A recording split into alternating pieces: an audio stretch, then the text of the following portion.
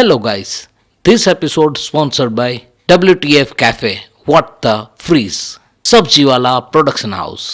Hello everyone, હું છું ગણેશ અને વેલકમ બેક ટુ જીએ વિથ મિસ્ટર મીડિયા પોડકાસ્ટમાં. અને આજના આપણા જે ગેસ્ટ છે કહી શકીએ કે એક બુક રાઇટર છે ને જે સારી એમની ટૂંકા સમયમાં સારી એવી બુક લોકપ્રસિદ્ધ થઈ ગઈ હતી. તો welcome Neha, and thank you કે મારા ઇન્વિટેશન ઉપર તમે પહોંચી ગયા ડાયરેક્ટ. તો કેમ છો first of all? Fine. All good, fine. તો જાણીએ થોડુંક તમારા પરિવાર વિશે કે કઈ રીતે છે તમારું પારિવારિક માહોલ. જોઈન્ટ ફેમિલીમાં રહીએ છીએ અમે લોકો 13 જણ રહીએ છીએ ઘરમાં. વાવ. એટલે દાદા નથી, દાદી, 2 કાકા 2 કાકી ને મમ્મી પપ્પા ને અમે લોકો 6 ભાઈ બહેન. વાવ. ફેમિલીની વાત છે અને ફ્રેન્ડ સર્કલ તો થોડું પણ મેન્શન કરવું જ પડે. જે છે મારું ફ્રેન્ડ સર્કલ આમ બહુ ટૂંકું છે. 1 ફિમેલ ફ્રેન્ડ ને 2 મેલ ફ્રેન્ડ, ઇનફ. એટલું ઘણું છે. હવે એક આ બધું ફેમિલીનું ને બધું થઈ ગયું, તો આપણું જે મેન હતું, જે લોકો વચ્ચે આપણી લોકપ્રસિદ્ધતા હાંસલ થઈ એક આપણા બુક માટે, અને જે સ્પેશિયલી દાદાને ડેડિકેટ કરેલ છે, તો રાઇટિંગનો ખ્યાલ ક્યાંથી આવ્યો અને કઈ રીતે? રાઇટિંગ મારા દાદા છે ને એ ડાયરી લખતા, એટલે મને એને જોઈને મેં ડાયરી લખવાની સ્ટાર્ટ કરી.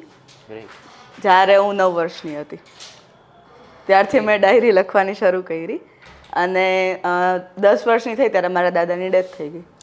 એટલે પછી મેં ડાયરી કન્ટિન્યુ જ રાખેલી. પણ ત્યારે છે ને ડેથ થઈ ને ત્યારે મેં મારી ફર્સ્ટ પોયમ લખી હતી એ જ દિવસે. દાદા માટે? હા, દાદા માટે.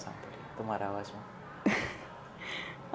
गोद में खिलाया था अब किसकी गोद में सो जाऊं, गोद में खिलाया था अब किसकी गोद में सो जाऊं, हंसते रहना बोला था तूने, तेरे जाने पे हंस दूं या रो जाऊं, तेरे जाने पे हंस दूं या रो जाऊं, तुझे गंगा में समर्पित कर दूं या दिल में पिरो जाऊं, देना दादू थोड़ी सी जगह इस लकड़ी के बिस्तर पे, मैं भी तेरे साथ ही इस अग्नि की हो जाऊं. ફિલિંગ. પછી એ પોયમમાં મેં થોડાક વર્ષ પછી મારા હિન્દીના મેમને બતાવી. એટલે મને એવું કીધું કે આમાં થોડાક સુધારાની જરૂર છે, એમ તો તું એને બહુ સારી રીતે પ્રેઝન્ટ કરી શક. એટલે મેં ત્યારે એની હેલ્પ લઈને થોડાક ચેન્જીસ કર્યા. ને પછી એ જ મેમે છે ને એકવાર ક્લાસમાં સ્ટોરી કીધી કે કોઈ મરેલું માણસ હોય એને જીવતું કેવી રીતે કરી શકાય એમ. એટલે અમારે કોઈ પાસે એનો જવાબ ન હતો, કેમ કે ઓબ્વિયસલી ના હોય તો બધા જવાબ ના હોય આપણી પાસે એમ. એટલે મેમ એમ કીધું કે મરેલા માણસને જીવતું કરવું હોય ને તો એની માટે કંઈક લખવું પડે, કાં તો એની ઉપર કંઈક લખવું પડે એમ.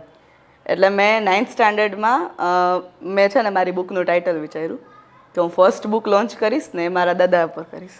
એટલે ટાઇટલ મેં ત્યારથી વિચારેલું. નાનપણથી જ ટૂંકમાં હા, ફ્યુચર ગોલ સેટ હતો કે કરું તો પહેલા જ કરવું છે, બીજું કાંઈ નહીં. પહેલી બુક મારા દાદા પર લખી છે. દાદા ઉપર લખી છે. અને એની સાથે સાથે મતલબ એમ કહીએ કે ફેમિલીનો અંદર સપોર્ટ કેવો હતો? ફેમિલીમાં આમ તો સપોર્ટ સારો, પણ કેવું કે થોડુંક સોસાયટીના લીધે એવું થાય કે છોકરી છે ને બધાને પેલું થતું હોય કે આવી રીતે કેમ બારે કરવી આ તે. પણ એમાં સૌથી વધારે સપોર્ટ મારા ભાઈનો એમ. મારાથી 3 વર્ષ નાનો છે, પણ કેવું કે મોટા ભાઈ જેવું એનું બધું કામ એમ. કે પપ્પા મને એમ કહે ને કે ના નહીં કરવાનું, તો કદાચ મારે એ કરવું હોય ને તો એ પપ્પા સામે બાજી લે એમ. એ બધાને કહી દે કે ના એને કરવા દો ને, તમને શું વાંધો છે એ કરતી હોય તો એમ. એટલે ટૂંકમાં એનો સૌથી વધારે સપોર્ટ એમ. પછી એક મારો બીજો મોટો ભાઈ છે, મારી ફિયાનો દીકરો. એ મારા કરતાં 2 વર્ષ મોટો છે અને એ બહાર રહે છે. એનો બી એટલો સપોર્ટ એમ કે મારે કાંઈક વસ્તુ કરવી હોય, મમ્મી પપ્પા પેલું ન માનતા હોય તો એ ડાયરેક્ટ કોલ કરે, મામી કરવા દો ને, મામા કરવા દો ને. એટલે મારા 2 ભાઈના મારા માટે પૂરેપૂરા સપોર્ટ રહ્યા છે. ક્યાં વાત! ના મતલબ બહુ સારી વસ્તુ કહેવાય કે આવી રીતે આખું સપોર્ટિવ હોય. તો જે લિમિટેડ ફ્રેન્ડ છે એની પાસેથી શું એક્સપેક્ટેશન? મતલબ ક્યારેક ક્યાં કંઈક વસ્તુ છે કે મતલબ થશે, મતલબ એમ કે ને કે ખોટું કંઈ કરતા હોય ફ્રેન્ડનો તો સપોર્ટ હોય જ, પણ એક આ વસ્તુ સારી છે. અને બહાર કોઈને તો જો કે હું ગઈકાલે જ મળ્યો ને બધી રીતે રિયલાઇઝ અમે તો કરી લીધું છે, તો શું કેવું છે? એટલે મારા ફ્રેન્ડ્સ એ ટાઈપના છે કે કદાચ હું આગળ વધતી હોય ને તો મારા કરતાં એ લોકો વધારે ખુશ થતા હોય. હા. એટલે મારા જે 2 મેલ ફ્રેન્ડની મેં વાત કરી, વત્સલ અને ઋષભ, તો એ બંનેનું કેવું કે હું કદાચ આગળ વધતી હોય ને તો મારા કરતાં વધારે પહેલાં એ 2 આગળ આમ ઠેકડા મારતા, ઓહો તારું આ થશે, ઓલું થશે, ઓલું થશે. એટલે એ બેનો વધારે સપોર્ટ છે. અને છોકરીઓની ફ્રેન્ડશિપ કેવી હોય કે આમ એકબીજાથી જલન થતી હોય કે આ તો આગળ વધવી જ ના જોઈએ આ તેમ. પણ મારી પાસે 2 છે ફ્રેન્ડ, પણ એ 2 એવી છે કે આમ ના તું આગળ વધ એમ. જે ઓલું હોય ને કે સ્ત્રીમાં એકબીજા પ્રત્યેની જલન આ તે, એવું અમારે કંઈ છે જ નહીં એમ. ક્યાં વાત છે! સાથે સાથે ગ્રેજ્યુએશન અને થોડુંક સ્કૂલ ટાઈમનો મતલબ વાતો પર થોડુંક જોઈએ, કારણ કે લોકોને અને ફેમિલીના ક્વેશ્ચન હોય કે ભાઈ કેટલું ભણશે ને ક્યાં સુધી ભણશે. ગ્રેજ્યુએશનમાં મેં બીકોમ કમ્પ્લીટ કર્યું અને હવે હું નેક્સ્ટ યરથી એમએમસી સ્ટાર્ટ કરવાની છું. સરસ. અને એક હોય કે ભાઈ સ્કૂલ અને ટાઈમની સ્કૂલથી મતલબ ચાલતું હોય કે ભાઈ એક સબ્જેક્ટ તો ફેવરેટ હોય ને એની વાંહે એક સરનો પણ એક કે મેમનો એક સિલસિલો યાદગાર હોય, તો જાણીએ થોડું 2 લાઈનમાં. સબ્જેક્ટમાં એવું કે મને છે ને મેથ્સના મેમ બહુ ગમતા. મેથ્સ મીડિયમ આમ એવરેજ, અને ગુજરાતી મને એકદમ ગમે પણ ગુજરાતીના મેમ જરાય ના ગમે, અને હિન્દી ગમે બી એટલું ને હિન્દીના મેમ બી ગમતા, એ રીતે. ક્યાં વાત. અને કોલેજનો સ્કોપ? કોલેજમાં તો લાઈક મેં કોલેજ કરી નથી એવું તમે સમજી શકો. એક્સટર્નલ. હું કોલેજ ક્યારેય જતી જ નહીં, ને કદાચ કોલેજ જાઉં ને તો એ હું કેવું કે મારી બુક ભેગી હોય મારે કોઈ વાંચવાની, એ લઈને કાં તો કોલેજની લાઇબ્રેરીમાં, કાં તો ગર્લ્સ રૂમમાં, કાં તો કોઈ કેફેમાં હું વાંચવા વહી જતી. ક્યાં વાત. મતલબ એવરેજ ટૂંકમાં જે કંઈ બી છે એ તો રીડિંગ અને Reading. રાઇટિંગને જ છે. યસ. ક્યાં વાત. Nice nice. એની સાથે સાથે મતલબ તમારો કોઈ ફ્યુચર ગોલ એક તમારી હોબી સાથે? ફ્યુચર ગોલ તો કંઈક લખવા પ્રત્યે કંઈ ખાસ નથી. હું લખું છું કે મારે એકચ્યુઅલી બુક પબ્લિશ કરવા પાછળનો હેતુ એ બી એઝ ઓથર બહાર આવવાનો નહોતો. બસ હું મારી ફિલિંગ્સ લખું છું, અને પછી મેં લખતી ને એટલે બધું મારા ફ્રેન્ડ્સે મને કીધું કે તું લખસ તો કંઈક કર, પબ્લિશ કર આ તે. એટલે પછી મેં 2-3 જગ્યાએ મોકલેલું, ને પછી કેવું કે મને મારા જે પબ્લિશર છે એમાં ત્યાં 6 રીડિંગ લે, કોઈ પણ બુક પબ્લિશ કરવા પહેલાં રીડિંગ લે. એમાં લાસ્ટ રીડિંગમાં છે ને મને એવું કીધું કે તમારું વોકેબ છે ને કાચું છે, અને મારું રીડિંગ મને ખબર છે કે બહુ વધારે છે, ને મને કોઈ એમ કહી જાય ને કે તારું આ કાચું છે એટલે મને એકદમ ગુસ્સો આવી જાય એમ. એટલે પછી મેં છે ને એમને એટલું બધું કર્યું ને પેલું કે એ મને કઈ શું કામ ગયા એમ. એટલે પછી હા, એટલે મને એમ કીધું ને કે તમારું વોકેબ બહુ કાચું છે, એટલે મેં 16 જ દિવસમાં જે કોઈ બી ચેન્જીસ કરવાના હતા ને કરીને આખું પાછું પીડીએફ મોકલી દીધી એમ. રિપ્રેઝન્ટ કરી દીધું હા. કે ભાઈ જે હતું એને કરતાં તો સારું જ છે, અને જે તે કીધું એ પણ એક તારું ઓબ્જેક્શન ગલત છે. હવે આ બધી વસ્તુમાં તમે સાથે રહેતા હો તો તમારી સાથે એક ફિલ્ડ વર્ક, એક ફિલ્ડ પાર્ટનર હોય, તો એની સાથે સાથે તમે શું એક્સપેક્ટ કરો? કારણ કે એક તમારું સેલ્ફ જ તમારું ફિલ્ડ પાર્ટનર છે. હા, શું ઇન્સ્પાયર થાવ ખુદથી કે એક તો મારો એવો નેચર છે કે મને જ્યારે મતલબ મેં નક્કી કરેલું છે કે દિવસના મારે કોઈ પણ બુકના 10 પેજ વાંચવાના. હું કોઈ પણ કામમાં હોઉં, કદાચ કોઈના મેરેજ હોય કે કોઈ પણ ફેમિલી ફંક્શન હોય આ તે, તો રાત પડે મારાથી કદાચ 10 પેજ ન વચાઈ જાય ને તો મને મારી પર ગુસ્સો આવે. મને નીંદર આવતી હોય ને તો હું 10 પેજ તો વાંચી નથી છું. પૂરું કરી લેવાનું. હા, મતલબ ક્યાં વાત. એની સાથે સાથે હવે તમારા દાદા વિશે થોડીક વાતચીત કરીએ કે એક જેના માટે આટલું માન છે ને જેના આટલું થઈને આટલી મહેનત કરી, એની સાથેના કોઈ યાદગાર કિસ્સા? એટલે કેવું, મારા દાદા છે ને એમને ડોટર જોતી હતી, બટ મારા પપ્પા ને મારા 2 કાકા એમના ડોટર ક્યારેય મારા દાદાને થઈ જ નહીં. એટલે જ્યારે હું જન્મી, મારો બોર્ન થયો ત્યારે છે ને મારા દાદાએ મારા મમ્મીને એવું કીધું કે આનું કન્યાદાન હું કરીશ એમ. એટલે એ મોમેન્ટથી લઈને છેક સુધી અત્યારે કદાચ મને કોઈ એવું કહે કે મારા મમ્મી પપ્પા ભાઈ ફેમિલી બધા એક સાઈડ ને દાદા એક સાઈડ, તો હું દાદા સાઈડ જઈશ. અને દાદા સાથે મતલબ જોડાયેલા મતલબ જેટલા વિશે એમાંથી કોઈ યાદગાર કિસ્સો કે જે સૌથી સ્પેશિયલ જ રહી ગયું હોય કે આ વસ્તુ તમે બુકની અંદર મેન્શન કરી હોય એ સાંભળીએ તમારી સાથે? એટલે બુકની અંદર મેં મેન્શન નથી કર્યું એ વસ્તુ, પણ એક એવું છે કે હું છે ને જ્યારે વાયડી થતી હતી અને મારો વાંક હતો જ, મને ખબર છે, કેમ કે મેં એવી રીતનું થોડુંક તોડફાડે કરેલી ને મારો વાંક હતો મને ખબર. એટલે મને બા અને મમ્મી પપ્પા ને બધા ખીજાણા એમ. એટલે મેં છે ને એને સામે કીધું આવવા દો બાપુજીને, આવવા દો, ઓફિસથી આવવા દો, એટલી વાર છે. અને ઘરે આવ્યા, ખબર હતી મારો જ વાંક છે, તો એ મારી સામે બધાને ખીજાણા. પછી મને એકલી જઈને સમજાયું કે તારો વાંક હતો અને આ બધા ખીજાણા હતા ને એટલે હું એને ખીજાણો હતો.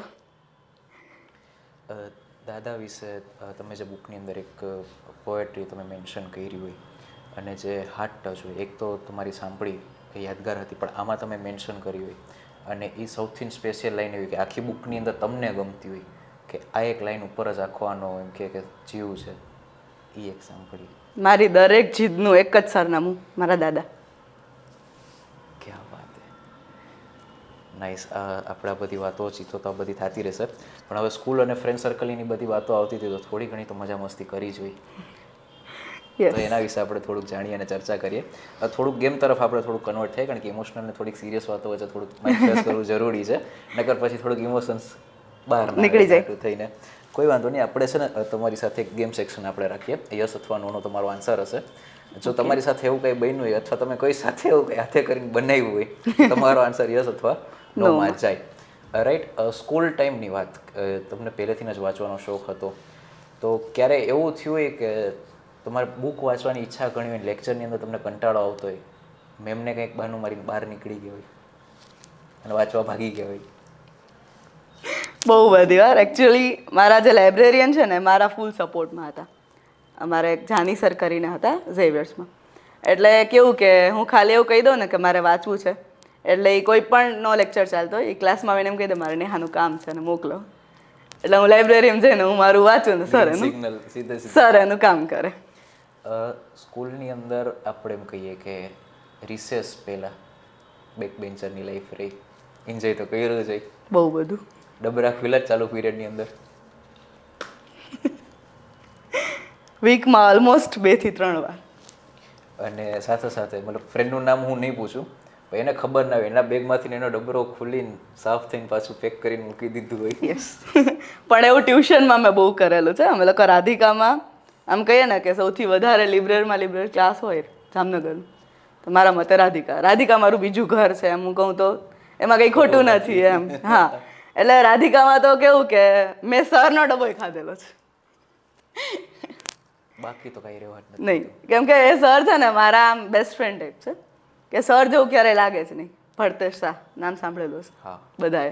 સારા એવા પસંદ. હા, એટલે એક દિવસ એવું થયું કે મેમ નહોતા, એટલે બધું સરનું ટિફિન રેડી કરીને ગયા હતા. મને ભૂખ લાગી ગઈ, સરને કીધું સર હું ખાઈ લઉં. સર કે ઓકે વાંધો નહીં લઈ લે. ચટકાઓ ચલો.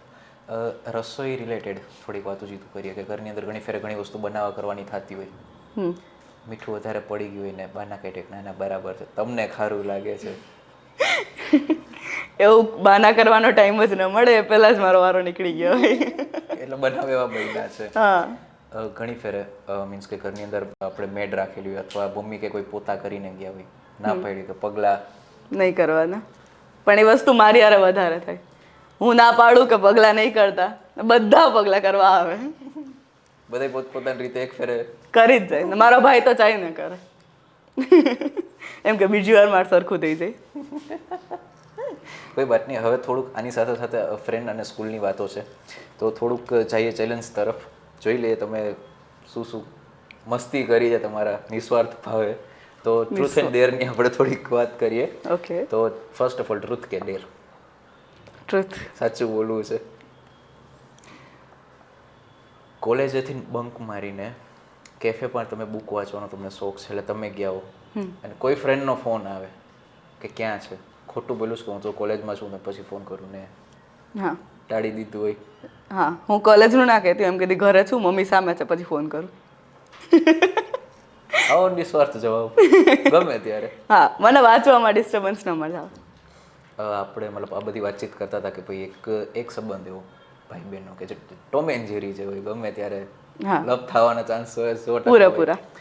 ભાઈના કોઈ એવા સિક્રેટ કે જે ભાઈએ રિક્વેસ્ટ કરી કે દીદી કે વસ્તુની રિશ્વત તૈયાર છે, પાણીપુરી, પીઝા, ચોકલેટ, આઈસ્ક્રીમ વગેરે વગેરે જે ભાવતું એ ખવડાવીશ, આ વાત ઘરમાં નાખે છે, બોમ્બ ફોડી દીધો હોય? હા, જ્યારે બહુ ખારી થાવ ને, આજ તો જો મમ્મીને કહી જ દઉં ને કહી દઉં ને એટલું બોલી લઉં ને, પછી કેવું તો ના જ હોય પણ એટલું બોલું ને ત્યાં મમ્મી પાછળથી સાંભળી ગયા હોય, એટલે પછી મારે આમ ધરાર કહી જ દેવું પડે ને પછી થોડુંક ભોગવવું પડે. આવું થયું છે ટૂંકમાં. હા, કોલેજ લાઈફ એવી હોય કે જ્યાં એમ કે ને કે કંઈક વાત એવી હોય કે જે બે ફિમેલ ફ્રેન્ડ વચ્ચે જ રહેવાની હોય, પ્રાઇવેસી. હા, ભૂલથી કોઈક થર્ડ પાર્ટી પર્સનને બોલાઈ ગઈ હોય અને કા સ્ક્રીનશોટ શેર થઈ ગઈ હોય.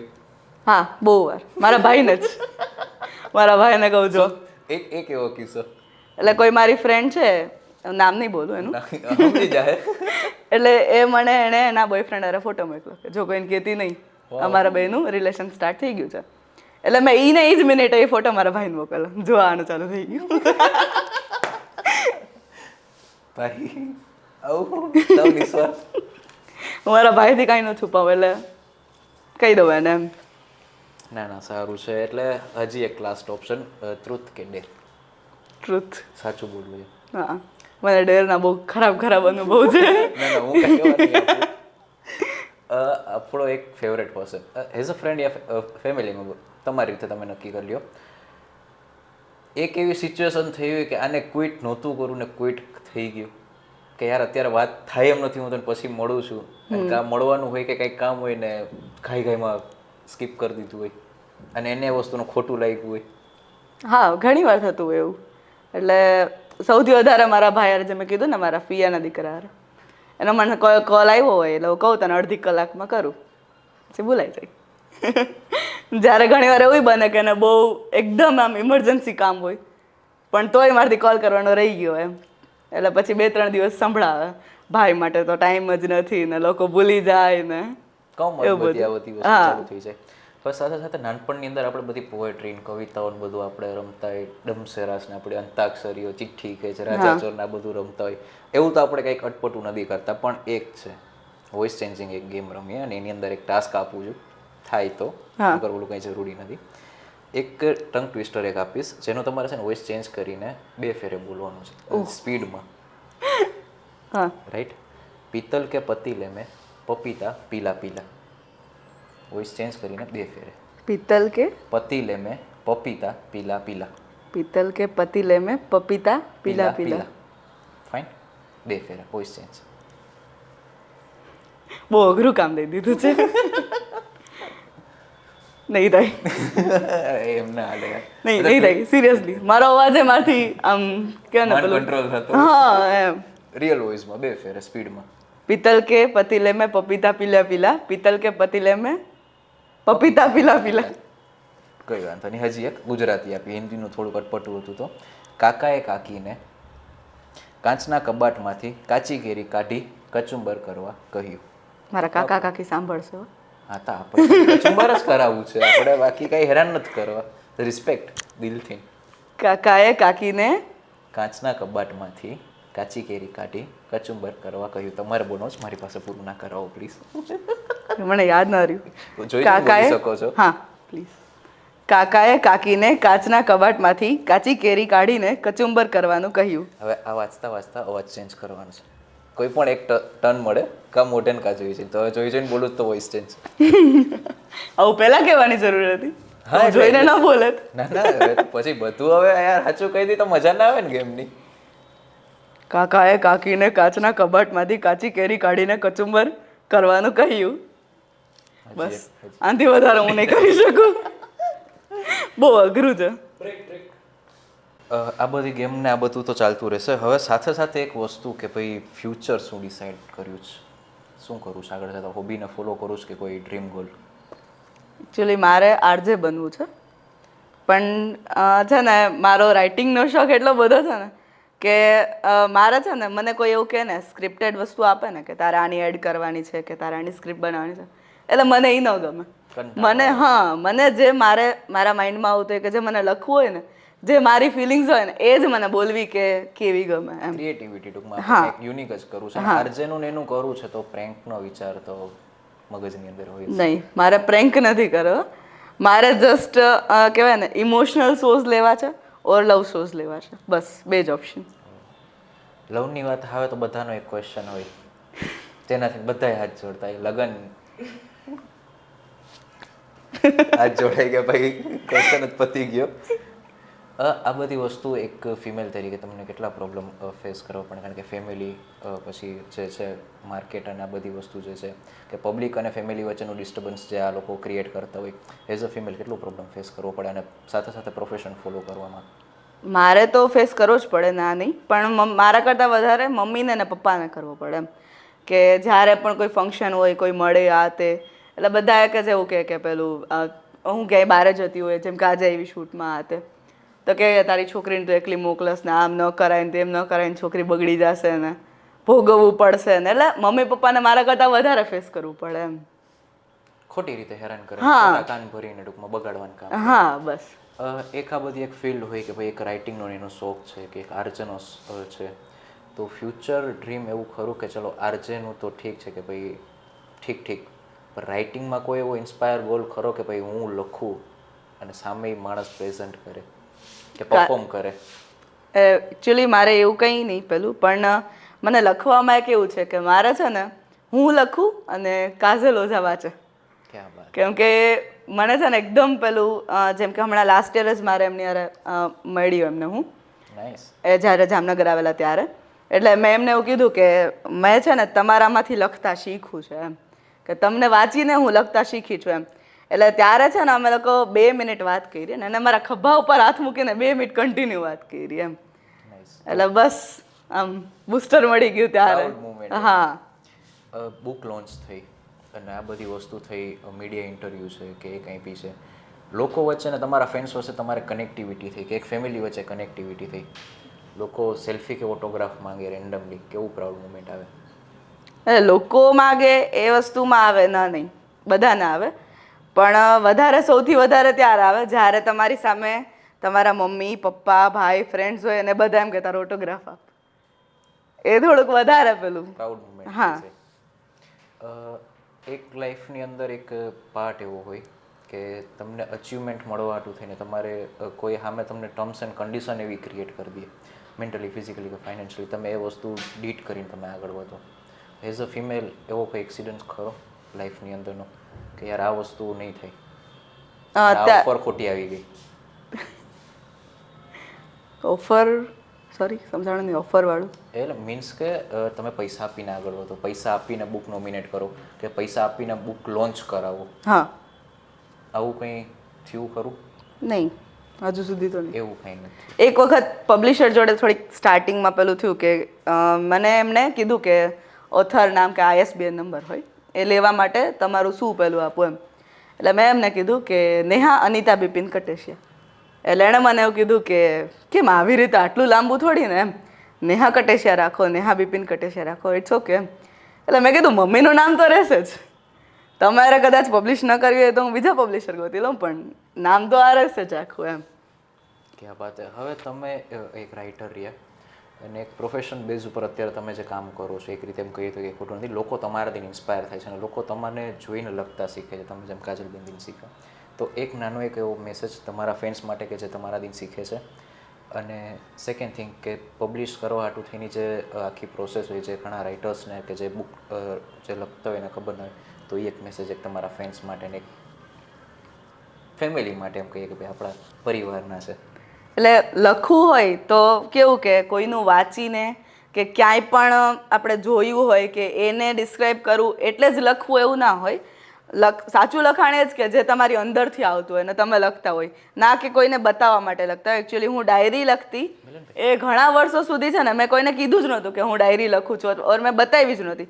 હજી પણ મારા ડાયરીના અમુક પાર્ટ્સ છે ને એ મેં કોઈને નથી બતાવ્યા એમ, કે હું ખાલી મારી માટે લખું છું એમ, કોઈ બીજા માટે નહીં એમ. એટલે લખવું હોય તો પોતાના માટે લખો, કોઈ બીજા માટે નહીં, અને પોતાના ફિલિંગ્સથી કે પોતાની અંદર જે આવતું હોય એની માટે લખો એમ. તો સાથે સાથે એક વસ્તુ આપણે મેન્શન કરીએ કે હરવા ફરવાનો શોખ કેવો, અને જામનગરમાં કે જામનગરની બહાર તમારું ફેવરેટ પ્લેસ કે જ્યાં બેસવું કે વાંચવું ગમે? ફરવાનો શોખ તો બહુ છે, ઘણી બધી જગ્યાઓ ગમે છે, બટ જામનગરની બહાર જોઈએ તો સૌથી વધારે ફેવરેટ જગ્યા હરિદ્વાર. અને જામનગરની અંદર કહું કે એમ એક એવી જગ્યા કે જ્યાં એકદમ શાંતિ હોય, સુકૂન હોય, તો એ સપડા.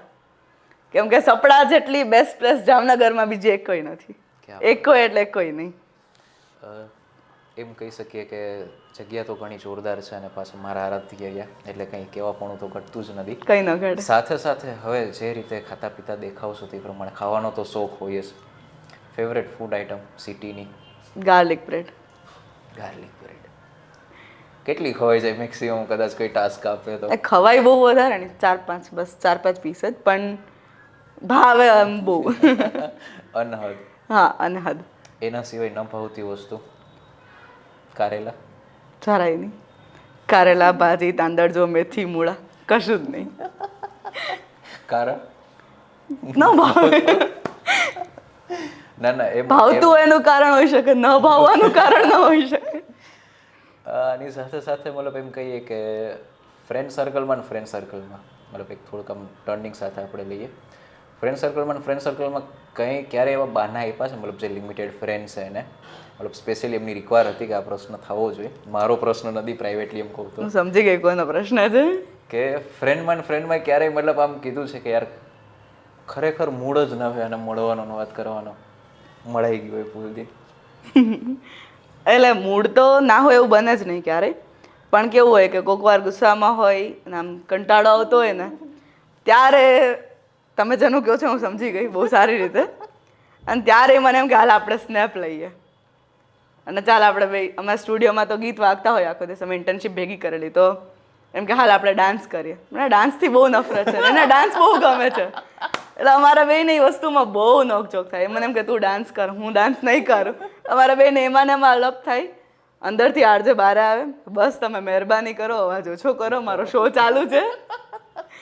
એટલે અને એનું એવું છે કે એક મિનિટની એને સ્નેપ લેવી હોય, અને મારે એવું છે કે એમ થાય શું સ્નેપ મૂકે ભાઈ એમ એના ઉપર થોડી આખી દુનિયા. હા એમ પ્રાઇવેટલી કહું તો આ પ્રશ્ન મારો જ હતો, પણ કાંડ આવી ગયા બહાર એટલે અમજો વાળા સમજી જાય. બજાવવાના ધંધા કરો છો? ના, બજાવવાની વસ્તુ નથી, પણ એક તો ઓલો એમ કે ને કે ફ્રેન્ડશિપ માટે મતલબ એમ કે ને કે ના ના એને ખબર છે, એને ખબર છે કાલથી એને કીધું નહોતું કે ભાઈ મારી ફ્રેન્ડ આવે તો તમે કંઈક જરાક મને એમ કે કાલ ઇન્ક્વાયરી કરજો. મને એમ કે કાલે કહીને ગઈ હશે. એટલે અમે તો આમ ખબર પડી જાય કે ભાઈ બે બેનપણીઓ વચ્ચે શું. ના ના એને એને બધી ખબર છે. અને અમારે કેવું છે કે કદાચ હું એના પર એકદમ ગુસ્સે થઈ ગયો ને તો એને મોઢે કહી દઉં, આ તું મને વાત ના કરતી, મને તારી યાર વાત કરવાની જરાય મૂડ નથી એમ. એટલે અમારા બંને બહુ ક્લિયર છે બે વચ્ચે બધું. કોઈ વાંધો નહીં, સારું છે. પણ એક નારી એમ કહીએ કે એક નારી શક્તિ છે, અને એક રીતે એમ કહે કે દેવી તરીકે પણ તમારું માન સન્માન થાય છે. હા, એ વસ્તુ અલગ છે કે લોકોને સમાજ તમને કઈ નજરથી જોવે છે અને કઈ રીતે ટ્રીટ કરે છે, પણ એમ કહે કે એક ઘરની લક્ષ્મી અમારી નાની કે મોટી અમારી બેન છે. તો નાની એક એવી ગિફ્ટ અમારા ટીમ તરફથી ને સ્પેશિયલી તમે આવ્યા એના માટે પણ થેન્ક યુ. અને તમારી બુક આઈ હોપ કે આવી જ રીતે ઘણી બધી બુકો દાદાની યાદીમાં તમે લખતા રહ્યો. ફ્રન્ટ તો ક્લિયર થઈ ગયું છે, પણ બેક પોર્શન પણ આપી દઉં કે નાનપણનો ફોટો છે એમના દાદા સાથે. આ તમારું સન્માન છે અને પ્રાઉડ મુમેન્ટ છે તમારી. તો આઈ હોપ કે લોકોને હું રિક્વેસ્ટ કરીશ કે બને એટલું વધારે વાંચો અને અમને હજી પ્રેરિત કરો કે આવું કંઈક ને કંઈક દાદા માટે લખતા રહે, અને એમના ફેમિલી માટે પણ જો કોઈ આગળનો સ્કોપ હોય તો લખે. તો થેન્ક યુ સો મચ બડી. અને એક નારી શક્તિની વાત છે તો એક આ તમારું સન્માન અમારા ટીમ વતી નાની એક એવી ગિફ્ટ કે નારીનું જે છે એનો શિંગાર અને એક છે, અને નાની એક ગિફ્ટ અમારા ટીમ તરફથી સાથે સાથે કે બે special gift. And thank you કે આમંત્રણને માન આપીને તમે શોર્ટ ટાઈમમાં અવેલેબલ થયા અને તમારી બુક વિશે તમે થોડી ઘણી વાતોચીતો કરી. અને ટાઇટલ પણ બહુ મસ્ત છે, અને બુકની અંદરની વાતો તો આપણે થઈએ જ, અને દાદાની વાત છે તો બહુ હાટલી પ્રેમ છે. ને જે દાદા માટેની જે લાગણી હતી તો સાંભળી અમે. પણ જાતા જાતા એક રિક્વેસ્ટ, એક નાની પોયમ દાદા માટે ફરી એક ફેરે જો સંભળાવી હોય તો શું સંભળાવો? નહીં, મેં દાદા માટે જે એક પોયમ લખી છે ને, હું એમ કહું ને કે મારું A to Z બધું એમાં આવી ગયું એમ. એટલે મેં પછી કેવું કે એ પોયમ લખી ને પછી એમાં કેવું થાય કે જ્યારે મને પોયમ યાદ આવે ને એટલે હું છે ને એકદમ પેલું જતી રહું, એકદમ આમ શાંત થઈ જાઉં કે રડવા લાગું કે એટલે પછી મેં ત્યારે નક્કી કર્યું કે હવે પોયમ નહીં એમ, પછી બહુ વધારે અસર થઈ જાય છે. એટલે કોઈ વાંધો નહીં, સાવ એટલું ના કરીએ પણ તો એ 2 લાઈન દાદા માટે થઈ જાય. દાદા માટે 2 લાઈન તો ઘણું બધું બોલી શકાય, બટ આમ મેઇન કહીએ ને કે મારા માટે કહીએ ને કે જેટલા મારા ગણપતિ એટલા મારા દાદા. ક્યાં વાત, અમારા દાદા માટે રિસ્પેક્ટ ઘણી છે. હા, બહુ. Thank you so much Neha કે ઇન્વિટેશનને માન આપ્યું. વન્સ અગેન થેન્ક યુ કે આવ્યા. એન્ડ આઈ હોપ કે લાઈફનું આ ઇન્ટરવ્યૂ અને આખી આ મુમેન્ટ મેમરેબલ રહી અમારા તરફથી, અમારા ટીમ તરફથી. And special thanks to your friend Bhargavi કે જેણે સજેશન કર્યું ને આ મુમેન્ટ અમારા માટે પણ જાણવાને જોવા મળ્યું. તો thank you so much guys.